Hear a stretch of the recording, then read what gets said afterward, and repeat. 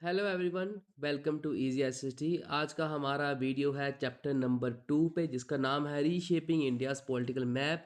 ये वीडियो है पार्ट 3 इस चैप्टर का। पहले हमने दो पार्ट्स इस वीडियो के बना लिए हैं। पार्ट 1 में हमने कवर किया था दिल्ली सल्तनत, उसके बाद हमने देखा था रेजिस्टेंस टू दिल्ली सल्तनत, और दूसरे पार्ट में हमने कवर किया था मुगल्स। आज इस थर्ड पार्ट में हम कवर करने वाले हैं रेजिस्टेंस टू द मुगल्स। ठीक है। आज इस वीडियो में हम देखेंगे कि मुगल्स को किस किस से रेजिस्टेंस फेस करने पड़ी थी during their rule in India. ठीक है, तो चलिए शुरू करते हैं।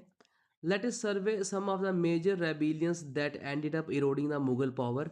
हम देखते हैं जो मेजर रेबिलियंस हुए थे जिसने अल्टीमेटली मुगल पावर को इरोड कर दिया धीरे धीरे। Keeping the special case of Marathas for next chapter. Marathas का जो स्पेशल केस है वो नेक्स्ट चैप्टर में हम पढ़ेंगे। कहता ओवर द सेंचुरीज, बहुत सारी सेंचुरीज के दौरान क्या हुआ था, बहुत सारे पीजेंट कम्युनिटीज़ थे, उन्होंने रेबल किया हार्श एक्सप्लॉयटेशन के अगेंस्ट। वैसा ही एक केस हुआ था 17th सेंचुरी में, यानी कि 1600 से लेकर जो 1699 का पीरियड होता है उसे हम कहते हैं 17th सेंचुरी। तो इस पीरियड के दौरान जाट पीजेंट्री हुई थी। कहाँ पर हुई थी? Present day western UP, Haryana और ईस्टर्न राजस्थान, यहाँ पर जाट पीजेंट्री हुई थी। इन्होंने क्या किया था? They managed to kill an oppressive official of the Mughal administration. एक इन्होंने ओप्रेसिव ऑफिशियल था मुगल एडमिनिस्ट्रेशन का, उसको इन्होंने मार डाला पीजेंट्स ने। इन ए सब्सिक्वेंट बैटल, जो बैटल्स एक के बाद एक होती रहीं, ठीक है, तकरीबन 20,000 लोगों ने मुगल आर्मी को कन्फ्रंट किया, उनका सामना किया, फॉट वैलेंटली, बहुत बहादुरी से लड़े। लेकिन क्या हुआ, जो जाट लीडर था वो इस बैटल में मारा गया और रेबिलियन को मुगल्स ने सप्रेस कर लिया। फिर उसके बाद क्या रहा कि मैनी ट्राइबल्स ग्रुप्स, पीजेंट्स के अलावा बहुत सारे ट्राइबल ग्रुप्स थे, जैसे भील्स थे, गोंड्स थे, संथल्स और कोट्स। ये मेनली बिलोंग करते हैं सेंट्रल इंडिया से। ठीक है, उसके बाद वेस्टर्न इंडिया से, उसके बाद नॉर्थ ईस्ट इंडिया से ये ट्राइब्स बिलोंग करते हैं। इन्होंने भी जो अटेम्प्ट्स थे मुगल्स के इनकी टेरिटरीज को अनेक्स करने के लिए और इन पे टैक्सेस इंपोज करने के लिए, इन्होंने भी बहुत बहादुरी से इनके साथ लड़ाई लड़ी। लेकिन क्या हुआ, कुछ ग्रुप्स इनके साथ जो मिल गए, इनको सबड्यू कर लिया मुगल्स ने। ठीक है, या फिर दिल्ली सल्तनत ने। लेकिन कुछ अदर ग्रुप्स थे, जैसे कि जो कि फॉरेस्ट एरिया में रह रहे थे, हिली एरियाज में और रिमोट रीजन्स में रह रहे थे, उनको सबड्यू करने में कामयाब नहीं हुए मुगल्स या फिर दिल्ली सल्तनत। और ऐसे ग्रुप्स अपनी इंडिपेंडेंस को मेंटेन करने में कामयाब रहे। और यहाँ पर एक आपको स्टैचू दिखाई दे रहा है रानी दुर्गावती का। आप देखते हैं रानी दुर्गावती कहाँ की रानी थी। ठीक है, कह रहा है कि Rani Durgavati is remembered as a valiant queen. Rani Durgavati को एक बहादुर रानी की तरह तरह पे याद किया जाता है। ये गढ़ा किंगडम की थी, one of the Gond kingdoms in central India. Gond अभी हमने ऊपर देखा ट्राइब थी सेंट्रल इंडिया की, वहाँ की एक किंगडम था, वहाँ की ये रानी थी। फ्रॉम ऑल अकाउंट्स, जहाँ से भी इसके बारे में हमें पता चलता है, हमें क्या पता चलता है, she ruled wisely and made her kingdom prosperous. ठीक है, इसके पास 20,000 सोल्जर्स थे, 1,000 एलिफेंट्स थे। ठीक है, जिसकी हेल्प से इसने बहुत सारे इन्वेजन्स को इसने रिपेल किया। ठीक है, फिर क्या था कि जब अकबर ने एक जनरल को भेजा इसके किंगडम पे अटैक करने के लिए 1564 में, और उस अटैक में ये आउट नंबर हो गई थी, यानी कि इसके सोल्जर्स इसको कम पड़ गए थे और मुगल्स की वेपनरी के साथ ये मैच नहीं कर पाई। उसके बावजूद भी इसके जो ट्रूप्स थे बहुत बहादुरी के साथ लड़े। उस लड़ाई में रानी दुर्गावती घायल हो गई और उस दौरान इसने बैटल फील्ड में खुद की लाइफ को एंड कर लिया to avoid capture. She was only 40 years old. ठीक है, तो चलिए आगे बढ़ते हैं। आगे है सर्ज ऑफ राजपूत की, राजपूत कैसे इंडिया में दोबारा से पावर में आए। कहता है कि because of the location north west India, की नॉर्थ वेस्ट इंडिया में इसकी लोकेशन थी। राजपूत की नॉर्थ वेस्ट यानी कि राजस्थान वाली साइड। ठीक है, और ये क्या करते थे, इनहेरिट करते थे प्राउड ट्रेडिशंस जो उसकी अर्लियर डायनेस्टीज थी, जैसे कि प्रतिहारस डायनेस्टी हुआ करती थी हमारी 8th सेंचुरी 9th सेंचुरीज के आसपास। ठीक है, इंडिया में जिन्होंने रेजिस्ट की थी अरब इन्वेजन्स को सिंध में। ठीक है, अब इंडिया में आप देखिए जो मोस्टली इन्वेजन हुए हैं वो हुए हैं हमारे नॉर्थ वेस्ट वाली साइड से, और राजपूत जो थे उसी साइड पर इनका राज्य था, नॉर्थ वेस्ट साइड। और इन्होंने बहुत सारी बैटल्स लड़ी जो अरब इन्वेजन्स हुई थी उनको रिपील करने में। ठीक है, उसके बाद राजपूत ने अपने किंगडम को दोबारा रीबिल्ड किया आफ्टर खिलजीज कॉन्क्वेस्ट। खिलजीज जो थे दिल्ली सल्तनत की दूसरी सल्तनत थी आफ्टर द स्लेव डायनेस्टी। और इस दौरान दो मेजर क्लैंस इमर्ज हुए। ठीक है, पहला था मेवाड़, दूसरा था मारवाड़ रीजन। ये दोनों रीजन्स राजस्थान में है। ठीक है, इनकी हीरोइक डीड्स को आज भी जो पॉपुलर बैलेड्स है, जो पॉपुलर फोक सॉन्ग्स हैं, उनमें सुनाया जाता है। तो ये 2 क्लैन्स जो थे मेवाड़ और मारवाड़, इसमें से 2 क्लैन्स ने प्रोड्यूस किए इतने बहादुर रूलर्स। एक था कुंभा, राणा कुंभा, जिसे हमने दिल्ली सल्तनत में पढ़ा था, जिसने कुंभलगढ़ फोर्ट बनाया था, जिसकी दीवार 36 किलोमीटर लॉन्ग थी, ठीक है। उसके बाद दूसरा जो इस क्लैन ने प्रोड्यूस किया वो था राणा संगा, ठीक है। अब राणा संगा के बारे में पढ़ते हैं, ठीक है। राणा संगा जो था, इसने क्या किया था, इनहेरिटेड वाउंडेड किंगडम इसने इनहेरिट किया था अपने प्रेडेसर से। जो राणा कुंभा था वो प्रेडेसर था महाराणा प्रताप का, मेवाड़ किंगडम का। इसने क्या किया, मुगल्स की सुजरैनिटी यानी कि उनकी डोमिनेंस को इसने एक्सेप्ट नहीं किया, ठीक है। और इसने हल्दी घाटी में मुगल के साथ लड़ाई लड़ी इन द अरावलीज इन 1576। अरावलीज है राजस्थान में। और इस लड़ाई में महाराणा प्रताप किसी तरीके से बच निकला और काफ़ी सालों तक गुरिल्ला वारफेयर मुगल के साथ या अरावली हिल्स में लड़ता रहा विद हार्श कंडीशंस। अब देखते हैं ये गुरिल्ला वारफेयर क्या होता है। गुरिल्ला वारफेयर एक ऐसा फाइटिंग स्टाइल होता है जिसमें छोटे छोटे ग्रुप्स जिनको टेरेन की नॉलेज होती है वो सरप्राइज अटैक करते हैं, एम्बुश करते हैं अपनी बिगर आर्मीज को डिफीट करने में, यानी कि हिट एंड रन, ये मार के भाग जाते हैं, ठीक है। ये होता है गुरिल्ला वारफेयर। तो गुरिल्ला वारफेयर के दौरान महाराणा प्रताप को बहुत बड़ी सपोर्ट मिली। जो भील कम्युनिटी थी राजस्थान की, ठीक है, उनके जो थे बहुत अच्छे तीर अंदाज हुआ करते थे भील कम्युनिटी के, और उनको टेरेन की अच्छी खासी नॉलेज थी। और भील कम्युनिटी के जो आर्चर्स थे उन्होंने सर्विस दी किसको, महाराणा प्रताप की मिलिट्री में। और यहाँ पर एक एम्बलम देख सकते हैं आप, इसमें महाराणा प्रताप की जो मिलिट्री थी उसमें भील कम्युनिटी का एक आर्चर का भी यहाँ पर पिक्चर दिखाई दे रहा है आपको। कुछ राजपूत जो थे वो मुगल्स की डोमिनेंस को एक्सेप्ट नहीं कर रहे थे और उनके साथ लड़ रहे थे, जबकि कुछ राजपूत जो थे वो अलाई बन गए मुगल्स के through diplomacy and marriage alliances. Akbar के केस में हमने देखा कि अकबर थ्रू डिप्लोमेसी और मैरिजेस अलायंसेस के साथ अच्छे रिलेशन बनाता था राजपूत के साथ, ठीक है। और जो मेवाड़ था उसने बिल्कुल एक्सेप्ट नहीं किया मुगल डोमिनेंस। उसके बाद क्या हुआ, औरंगजेब ने क्या किया, उसकी रेंज के दौरान बहुत सारे जो नोबल्स थे, राजपूत नोबल्स ने देखा था अकबर के केस में कि वो राजपूत नोबल्स को हायर पोजीशंस दिया करता था अपने कोर्ट में, जबकि औरंगजेब के कोर्ट में जो नोबल्स थे उन्होंने रेबल कर दिया, ठीक है, मुगल्स के अगेंस्ट। उसमें एक एग्जांपल है दुर्गा दास राठौर ऑफ मारवाड़ का, जिसने अपनी इंडिपेंडेंस प्रोटेक्ट करने के लिए जोधपुर महल की मुगल्स के साथ फाइट की, ठीक है। और मुगल अथॉरिटी तज रिमेन्ड लिमिटेड इन राजस्थान। राजपूत के बाद है द एहोम्स इन 13 सेंचुरी, यानी कि पीरियड ऑफ 1200 टू 1299। इस दौरान एक एथनिक ग्रुप यानी कि people belonging to same culture same tradition same language, ठीक है, वो माइग्रेट हुआ। कहाँ से माइग्रेट हुआ, म्यांमार से माइग्रेट हुआ, ब्रह्मपुत्रा वैली जो कि आसाम वाली साइड है, और वहां पर इन्होंने अहोम किंगडम की स्थापना की। फिर क्या है कि बोथ दिल्ली सल्तनत और मुगल पीरियड्स के दौरान क्या होता था, अहोम रूलर्स जो थे ये बहुत स्टिफ रेजिस्टेंस, कड़ी रेजिस्टेंस प्रोवाइड करते थे नॉर्थ ईस्ट में।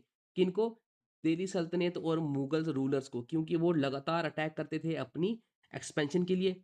और एक इन्होंने अहोम्स ने यूनिक सिस्टम अपना रखा था, उसका नाम था पाइक सिस्टम। इसमें क्या होता था, एवरी एबल बॉडीड मैन यानी कि एक हष्ट पुष्ट इंसान, तंदुरुस्त आदमी को सर्विस प्रोवाइड करने पड़ती थी स्टेट को, चाहे वो लेबर के थ्रू हो चाहे वो मिलिट्री ड्यूटी के थ्रू हो। ये था पाइक सिस्टम। और इसके बदले में जो राजा हुआ करता था अहोम का, वो लैंड प्रोवाइड करता था लोगों को, ठीक है।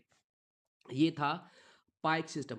इस पाइक सिस्टम की वजह से क्या हुआ, जो रूलर थे अहोम्स के, उन्होंने पब्लिक इंफ्रास्ट्रक्चर खड़ा कर दिया बहुत बड़ा, और उनको एक लार्ज स्टैंडिंग फोर्स मिलती थी, एक without permanent army. Permanent army नहीं रखते थे, लोगों को कहते थे कि लैंड अगर चाहिए तो यहाँ तो लेबर का काम करो, यहाँ तो मिलिट्री सर्विसेज हमारे किंगडम को दो, ठीक है। फिर क्या हुआ, ओवर द टाइम जैसे टाइम गुजरता गया, अहोम्स जो थे लोकल कल्चर में एसिमिलेट हो गए, यानी कि मिक्स हो गए। उन्होंने एग्रीकल्चर को प्रमोट किया, जो डाइवर्स फेस थे, अलग अलग फेथ थे, उनको एनकरेज किया। और असम के जो रिच ट्रेडिशन में थे उनको भी इन्होंने कंट्रीब्यूट किया। नेक्स्ट है कि 17th सेंचुरी में क्या हुआ, हमने देखा कि 13 सेंचुरी में अहोम किंगडम एस्टेब्लिश हुआ, ठीक है। और 17th सेंचुरी में औरंगजेब ने क्या किया, इनकी कैपिटल जो थी गढ़गांव, उसको थोड़ी देर के लिए ब्रीफली कैप्चर कर लिया, ठीक है। और अहोम्स ने क्या किया, कैपिटल को बचाने के लिए, अहोम्स को नॉलेज थी टेरेन की, घने जंगलों की नॉलेज थी, हिल्स की नॉलेज थी, रिवर्स की नॉलेज थी, और ये गुरिल्ला टैक्टिक्स में काफ़ी बहादुर थे। इन्होंने औरंगजेब के इस अटैक को रिपेल किया और क्या किया, इनको हरा दिया, ठीक है। जबकि ऐसा कहा जाता है कि सिर्फ 10,000 अहोम सोल्जर्स ने 30,000 मुगल सोल्जर्स को हरा दिया, ठीक है। इस बैटल ऑफ सराय घाट में जो हुई थी, ब्रह्मपुत्रा रिवर के आसपास उथले पानी में ये बैटल हुई थी। और जो अहोम्स का मिलिट्री कमांडर था उसका नाम था लचित बोरफुकान, ठीक है। और जो मुगल फोर्स उनका कमांडर था राम सिंह। अब राम सिंह ने बहुत प्रेज किया मुगल आर्मी को, ठीक है, सॉरी अहोम वॉरियर्स को। उसने कहा कि हर एक आसामी सोल्जर जो है वो एक्सपर्ट है बोट चलाने में, तीरंदाजी में, खड्डों को खोदने में, गन्स चलाने में और कैनन्स चलाने में। फिर राम सिंह कहता है कि मैंने ऐसा नमूना और वर्सेटिलिटी इंडिया के किसी भी पार्ट में नहीं देखी, ठीक है। फिर उसके बाद एक यहाँ पर प्लेक दिखाई दे रहा है, यानी कि एक स्टोन एनग्रेव किया गया है एक मेमोरियल के बाहर। वो दिखाता है कि बैटल ऑफ सरायघाट जो हुई थी विद एन अहोम बोर्ड, ये अहोम बोर्ड दिखाई दे रही है, उसके ऊपर अहोम सोल्जर्स दिखाई दे रहे हैं। उसके बाद एक और यहाँ पर statue depicting Ahom warriors during the battle of Saraighat. उसके बाद है rise of Sikhs in 15th century Punjab, यानी कि पीरियड ऑफ 1400 टू 1499, ये है 15th सेंचुरी। इस पीरियड के दौरान गुरु नानक देव जी ने पंजाब में मैसेज स्प्रेड किया इक्वालिटी का, कंपैशन का एंड वननेस ऑफ गॉड। तो इनके फॉलोअर्स को बोला गया सिक्स। फिर कहते हैं कि ऑल्दो जो सिखिज्म था वो एक प्योरली स्पिरिचुअल मूवमेंट की तरह उसकी शुरुआत हुई, जबकि जो लेटर सिख गुरु हुए उनको रिस्पॉन्ड करना पड़ा किसके अगेंस्ट, जो इनटॉलरेंस बढ़ती जा रही थी और जो परसिक्यूशन हो रहा था मुगल रूलर्स के द्वारा। परसिक्यूशन यानी कि जो सताया जा रहा था मुगल रूलर्स के द्वारा नॉन मुस्लिम्स को, उसके अगेंस्ट जो लेटर सिख गुरु थे उनको रिस्पॉन्ड करना पड़ा। फिर कहता है कि जहांगीर जो था, यानी कि जो बेटा था अकबर का, जब उसको पता चला कि जो एक सिख गुरु है अर्जन सिंह, जो 5th सिख गुरु थे, ठीक है, इनका जो रेबिलियस बेटा है ये उसको सपोर्ट कर रहे हैं, तो जहांगीर ने क्या किया, गुरु अर्जन सिंह जी को मार डाला। उसके बाद जो इनके बेटे थे गुरु अर्जन, उनके सक्सेसर बने, ठीक है। गुरु अर्जन के जो बेटे थे गुरु हरगोबिंद, वो सक्सेसर बने इनके, और उन्होंने मार्शल ट्रेनिंग इंट्रोड्यूस की, यानी कि हैंड टू हैंड कॉम्बैट और अपनी प्रोटेक्शन कैसे करें ये सब इंट्रोड्यूस की। और इन्होंने सिख आर्मी बनाई जिन्होंने बहुत सारी लड़ाइयाँ मुगल्स के साथ लड़ी। उसके बाद डोंट मिस आउट, इसमें क्या रहा है कि जो सिक्स का सेक्रेट टेक्स्ट है गुरु ग्रंथ साहिब, वो कंपाइल किया गया था गुरु अर्जन जी द्वारा, जो कि 5th गुरु थे सिक्स के। और जो गुरु तेग बहादुर सिंह जी के हिम्स थे वो बाद में इसमें ऐड किए गए हैं, ठीक है। उसके बाद 1675 में क्या हुआ, एक कश्मीरी पंडित का ग्रुप, वो उन्होंने अप्रोच किया, वो गुरु तेग बहादुर सिंह के पास गए, उनसे उन्होंने प्रोटेक्शन मांगी फ्रॉम रिलीजियस परसिक्यूशन। उनका ये कहना था कि मुगल्स हम पे धर्म परिवर्तन का दबाव बना रही है, हमें परेशान कर रहे हैं और हमें प्रोटेक्शन दीजिए। तो गुरु तेग बहादुर सिंह जी ने उनके साथ खड़े होना चाहा और अल्टीमेटली उनको मार्टेडम का सामना भी करना पड़ा, ठीक है। उसकी उन्होंने बिल्कुल भी चिंता नहीं की और कश्मीरी पंडित के साथ वो खड़े हुए। औरंगजेब ने इनको अरेस्ट किया, ठीक है, और ऑर्डर किया इनको कि इस्लाम में कन्वर्ट होने के लिए। जबकि इनको इतना टॉर्चर सहने के बाद और गुरु तेग बहादुर सिंह जी की आंखों के सामने इनके 2 डिसाइपल्स को टॉर्चर करके मार डाला औरंगजेब ने, उसके बावजूद भी ये उनका प्रपोजल नहीं मानते हैं और मार्टेरडम को ये अपना लेते हैं, ठीक है। और पब्लिकली औरंगजेब ने चांदनी चौक दिल्ली में गुरु तेग बहादुर सिंह जी को बीहेड कर दिया। उसके बाद गुरु तेग बहादुर सिंह जो कि 9th गुरु थे सिक्स के, उनके बाद 10th गुरु आए गुरु गोबिंद सिंह जो उनके बेटे थे। उन्होंने खालसा एस्टैब्लिश किया, ए मार्शल ब्रदरहुड, यानी कि जो कॉम्बैक्ट जानते थे। ये कमिट थे जस्टिस को, इक्वालिटी और डिफेंस ऑफ फेथ, ठीक है। और फ्रिक्वेंटली मुगल्स के साथ ये क्लैश करते थे at a great cost of life, बहुत इनको नुकसान भी उठाना पड़ता था। और यहाँ पर एक मिनिएचर है गुरु गोबिंद सिंह जी का। फिर कहता है कि डोंट मिस आउट, कहता है कि जो गुरु द्वारा शीशगंज साहिब जो है चांदनी चौक में, जो आज एक फेमस शॉपिंग एरिया है, वो क्या सिग्निफाई करता है, ठीक है। कहना है कि इन सिखिज्म गुरुद्वारा जो है एक प्लेस ऑफ वर्शिप है, ठीक है। फिर कहता है this one marks the site where Guru Tegh Bahadur the 9th Sikh guru was beheaded by Aurangzeb in 1675। इसी जगह पर गुरु शीशगंज साहिब बनाया गया है। फिर कहता है this historic gurdwara is uniquely honoured किया गया है किसके द्वारा, सिख रेजिमेंट द्वारा, जिन्होंने सल्यूट किया था इनको बिफोर द प्रेसिडेंट 1979 में फर्स्ट टाइम। और उसके बाद तब से हर साल जो सिख रेजिमेंट है वो प्रेसिडेंट के सामने इस गुरुद्वारा को ऑनर करती है, सल्यूट करती है, ठीक है। उसके बाद है जब मुगल एम्पायर डिक्लाइन हुआ specially under the onslaughts of Marathas, जब मराठास के लगातार वायलेंट अटैक्स के बाद मुगल एम्पायर डिक्लाइन हुआ, उसी दौरान बहुत सारे सिख कॉन्फेडरेसीज यानी कि ग्रुप्स जो थे पंजाब में इमर्ज हुए और अल्टीमेटली इनको एक साथ लाने का काम किया महाराजा रंजीत सिंह ने। तो महाराजा रंजीत सिंह जो थे वो मिलिट्री एक्यूमेन थे, यानी कि इनको वारफेयर की अच्छी खासी जानकारी थी, ठीक है, डिप्लोमेटिक स्किल्स थे इनके पास, रिलीजियस टॉलरेंस भी थी इनके पास, और ये सब क्वालिटीज़ ने इनको एक सेंट्रलाइज्ड सिख एम्पायर खड़ा करने में हेल्प की, जो कि नॉर्थ वेस्ट इंडिया में इंक्लूडिंग कश्मीर में इन्होंने सिख एम्पायर का एस्टेब्लिशमेंट किया। फिर कहता है till the mid 19th century इस एम्पायर ने जो मुगल रेमिनेंट्स बच गए थे उसके साथ भी लड़ते रहे, और जो लेटर ब्रिटिश एक्सपेंशन इंडिया में हो रही थी उसके अगेंस्ट भी महाराजा रंजीत सिंह लड़ते रहे, ठीक है। नेक्स्ट है एडमिनिस्ट्रिंग इंडिया। तो एडमिनिस्ट्रिंग इंडिया हम कवर करेंगे इस वीडियो के अगले पार्ट में, ठीक है। अगर आपको वीडियो पसंद आई हो तो वीडियो को लाइक करें और चैनल को सब्सक्राइब करें। तब तक के लिए goodbye and take care.